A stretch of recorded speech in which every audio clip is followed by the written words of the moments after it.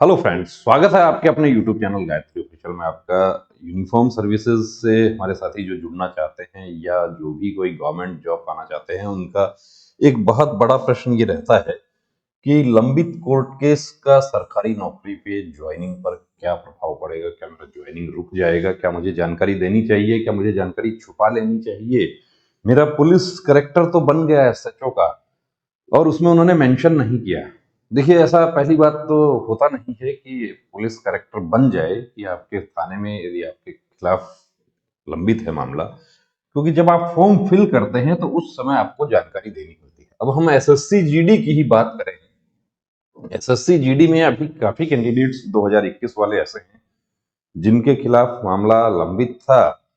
उन्होंने सेंटर पे रिपोर्ट किया तो उनका जब अटेस्टेशन फॉर्म में देखा गया कि केस पेंडिंग है, या एसएचओ का जो करेक्टर सर्टिफिकेट होता है उसमें केस के बारे में डिटेल दिया गया है, तो उनको ज्वाइनिंग नहीं करवाया गया। उनको घर भेज दिया गया कि आपका ज्वाइनिंग जो है वो आपके पेपर्स दिल्ली हेडक्वार्टर भेजे जाएंगे और वहां से जो भी डिसीजन होगा वो है। अब एक कैंडिडेट जो है वो हमें मैसेज कर रहे थे, एसएससी जीडी 2022 के कैंडिडेट हैं। इनका एग्जाम बहुत अच्छा हुआ है, लेकिन ये कहते हैं कि मेरे ऊपर आईपीसी 323, 504 और 506 में एक केस पेंडिंग है मेरे खिलाफ। अब केस पेंडिंग है, सबसे पहले तो ये देखें कि आप जनरली क्या होता है कि जो लड़ाई झगड़े के जो मामले होते हैं वो इन्हीं धाराओं में होते हैं। 323 है क्या कि किसी को आपने थप्पड़ भी लगा दिया जानबूझकर। अब उसमें कई तरह की परिस्थितियां होती हैं कि जानबूझकर किसी को नुकसान पहुंचाना, चोट पहुंचाना, वो उसमें क्या होगा, 323। अब इसमें 323 में कितना सजा हो सकती है, गैर जमानती है, जमानती है, ये तीनों धाराएं जो है वो जमानती अपराध हैं। इसमें एफआईआर दर्ज हुई, उसके बाद में चालान पेश हुआ और जमानत हो गई। अब जमानत पे चल रहे हैं। आपने जब फॉर्म फिल किया था, क्या उस समय डिटेल दिया था? क्या उस समय क्या होता है कि जनरली हमारे साथी क्या होता है कि डिटेल नहीं देते उसमें, उसको छोड़ देते हैं। कई बार ऐसा भी होता है कि फॉर्म फिल करते समय डिटेल नहीं दिया, लेकिन फॉर्म फॉर्म फिल करते समय कोई केस नहीं था, लेकिन फॉर्म फिल करने के बाद एग्जाम होने तक इस दौरान जो अवधि होती है उसमें कोई केस इस तरीके का हो गया। 504 क्या है? 504 आईपीसी 504 की बात करें हम तो जानबूझकर किसी के प्रति अपमानजनक शब्दों का प्रयोग करना, जिससे वो आवेशित हो जाए और आवेश में वो शांति भंग करे या कोई ऐसा काम करे कि दूसरे का नुकसान कर दे, यानी कि उसको अपमानजनक शब्दों का प्रयोग करके उसको उकसाने का काम। तो जाहिर सी बात है कि जब झगड़ा होगा तो अपमानजनक शब्दों का प्रयोग भी हो जाएगा, मारपीट हो जाएगी। अब उसमें 307 कब हो जाता है? 307 हो जाता है कि धारदार हथियार का प्रयोग करके उसको जान से मारने का प्रयास किया। 504 क्या है? आपराधिक धमकी कि मैं तेरा ये कर दूंगा, तेरा वो कर दूंगा। 506 आपराधिक धमकी। तो ये सब देखिए तीनों जो है आपस में, ऐसा तो नहीं होगा कि थप्पड़ लगा के चुपचाप तो कोई निकलेगा नहीं। झगड़ा हुआ, दोनों तरफ से झगड़ा हुआ, दोनों तरफ से भी कई बार ऐसा होता है कि क्रॉस केस भी किया जाता है। लेकिन अब इनमें यदि पेंडिंग है मामला तो उन जो ये जो कैंडिडेट हैं इनका क्या होगा, देखिए मैं बता देता हूं आपको कि अभी कब हुआ था ये मैटर। इनका मैटर हुआ जब फॉर्म फिल कर दिया था उसके बाद। फॉर्म फिल करने के बाद हुआ तो फॉर्म फिल किया, उस समय डिटेल देने की जरूरत नहीं थी क्योंकि उस समय तो सब कुछ ठीक था। ये हो गया, अब ये सेलेक्ट हो जाते हैं। सेलेक्ट होने के बाद क्या होगा कि इनको पुलिस कैरेक्टर सर्टिफिकेट बनवाना होगा। पुलिस कैरेक्टर सर्टिफिकेट आजकल सभी स्टेट्स में जनरली ऑनलाइन बनता है और ऑनलाइन में केस की डिटेल आ जाएगी। एसएचओ का सर्टिफिकेट में केस का डिटेल आ जाएगा। एसएचओ उसमें लिख देते हैं कि पुलिस स्टेशन में इनके खिलाफ ये मामला लंबित है। अब जब ये ज्वाइनिंग पर जाते हैं तो केस का पूरा डिटेल इनको देना होगा। अटेस्टेशन फॉर्म में पूरा डिटेल देना होगा। क्या आपके खिलाफ कभी एफआईआर हुआ है? यस। आप अरेस्ट हुए हैं? यस।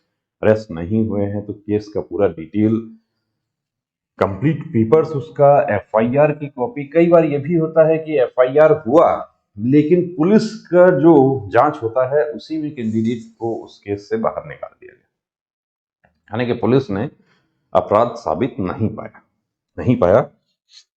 कोर्ट ऑर्डर यदि कोई हुआ है तो वो भी आपको देना होगा। ये सब, हाँ, आप बाइज्जत यहाँ बरी हो गए हैं तो कोई प्रॉब्लम नहीं होगी, लेकिन उसमें भी क्या होता है कि जब आप ट्रेनिंग सेंटर पर रिपोर्ट करते हैं तो वहां पर आपको तुरंत ज्वाइनिंग नहीं दी जाती है यदि केस पेंडिंग है तो।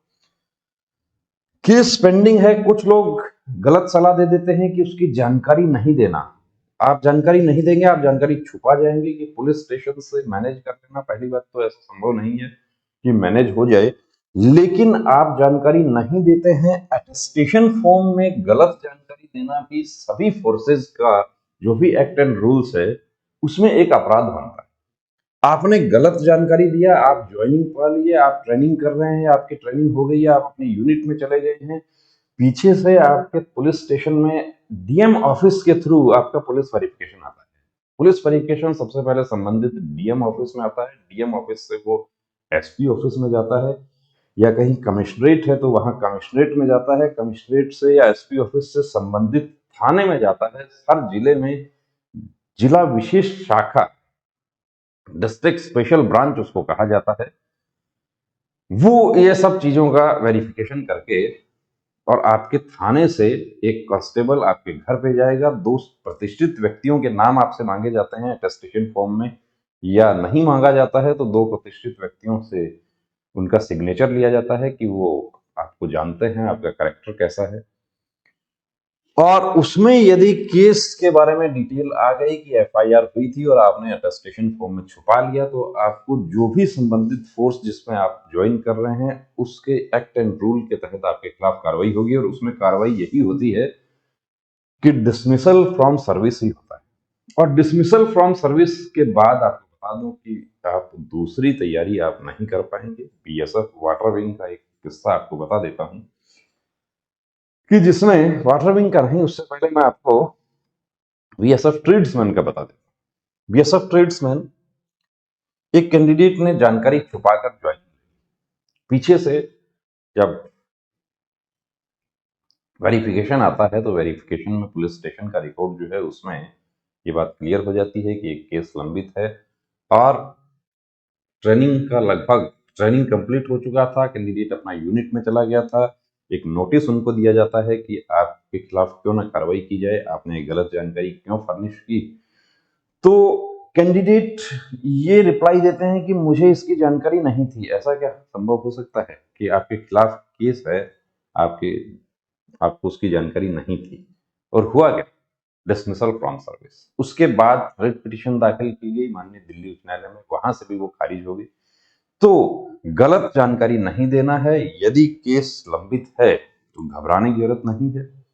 केस की प्रकृति क्या है, केस किन धाराओं में दर्ज है, ये हीनियस क्राइम है या साधारण है, कैसा है, और केस का भी स्टेटस क्या है। एफआईआर दर्ज हुई थी लेकिन पुलिस की जांच में ही आपके खिलाफ केस नहीं पाया गया, आप बाहर निकल गए उससे, तो भी आपको जानकारी देनी होगी कि एफआईआर दर्ज हुई थी लेकिन क्या पुलिस का जो रिपोर्ट है वो क्या है, वो सब आपको प्रोड्यूस करना होगा। और जो कैंडिडेट 2021 वाले अभी ज्वाइन किए हैं उनको कितना समय लग सकता है? देखिए, लगभग 6 महीने तक का समय लग सकता है। जो स्टैंडिंग कमेटी होती है हेडक्वार्टर की, वो उस पर निर्णय करती है। उनका जो लीगल डिपार्टमेंट है, स्टैंडिंग कमेटी हेडक्वार्टर का, जो कैंडिडेट्स गए हैं उनको भी 1 दिन 2 दिन में वापस भेज दिया गया कि आपके खिलाफ ये केस है, तो आप के पेपर्स दिल्ली भेजे जाएंगे। इवन कोविड में जो जुर्माना लगा था उन कैंडिडेट्स को भी वापस भेज दिया गया। तो केस लंबित है तो पहली बात तो देखिए, गलती नहीं करना कि उसकी जानकारी आप छुपाएं। जानकारी दे दीजिए, आप जैसा कुछ है वो जानकारी आपको देना होगा। आप नहीं देंगे तो आपके एसपी ऑफिस के माध्यम से जो इंक्वायरी आएगी उसमें वो जानकारी सामने आ जाएगी और वो स्थिति आपके लिए ज्यादा नुकसानदायक होगी। तो बेहतर यही है कि केस की जानकारी दे दें। और जो कैंडिडेट एसएससी जीडी 2021 वाले हैं, जो ज्वाइन करने के लिए गए थे, उनको ज्वाइनिंग नहीं करवाया, वो धैर्य बनाए रखें, अपना इंतजार करें। और उसके साथ ही देखिए, अभी समय मिल रहा है तो दूसरी एग्जाम्स की भी तैयारी करें। हो सकता है कि आपका कोई दूसरा सिविल जॉब है वो हो जाए इसी दौरान। तो बने रहिए दोस्तों चैनल के साथ। और यदि आपका कोई डाउट है, कोई इस तरह का प्रश्न है, कोई आप हमारे साथ जानकारी शेयर करना चाहते हैं, तो आप व्हाट्सएप नंबर आपको दे देते हैं, इस नंबर पर आप मैसेज कर सकते हैं। तो आप कॉल करेंगे तो देखिए कॉल नहीं करना है, व्हाट्सएप करना है, कॉल अटेंड नहीं हो पाएगा, किसी भी तरह का कॉल अटेंड नहीं हो पाएगा। व्हाट्सएप मैसेज कीजिए, आपको हर एक कैंडिडेट को रिप्लाई करने की कोशिश करेंगे। जय हिंद।